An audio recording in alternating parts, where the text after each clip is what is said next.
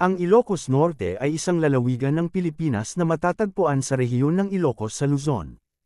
Ang kabisera nito ay ang lungsod ng Lawag at nakaharap ang lalawigan ng Ilocos Norte sa dagat Luzon, sa kanluran at sa kipot ng Luzon sa hilaga. Matatagpuan ito sa hilagang kanlurang bahagi ng Pulo ng Luzon, at ang hangganan nito sa silangan ay ang mga lalawigan ng Cagayan at Apayao, at sa timog ay ang mga lalawigan ng Abra at Ilocos Sur. Kilala ang lalawigan bilang pook kapanganakan ng dating Pangulong Ferdinand E. Marcos. Kilala rin ang lalawigan bilang isang lalawigan panturismo sa hilaga, kung saan matatagpuan ang Fort Ilocandia, isang magarang hotel at resort na tanyag sa mga banyaga.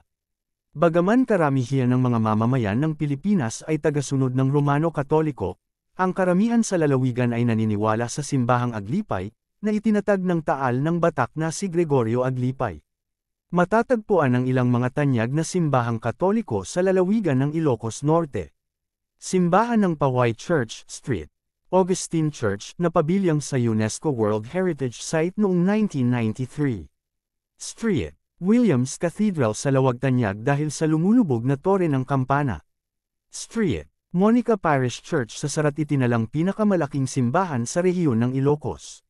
Simbahang ng Bakara nasira ng lumindol noong ika-17 ng Agosto taong 1983, inayos at binuksang muli noong 1984. Sa Ilocos Norte matatagpuan ang dambana ng Aglipay, kung saan inilibing ang kataas-taasang pinuno ng simbahan.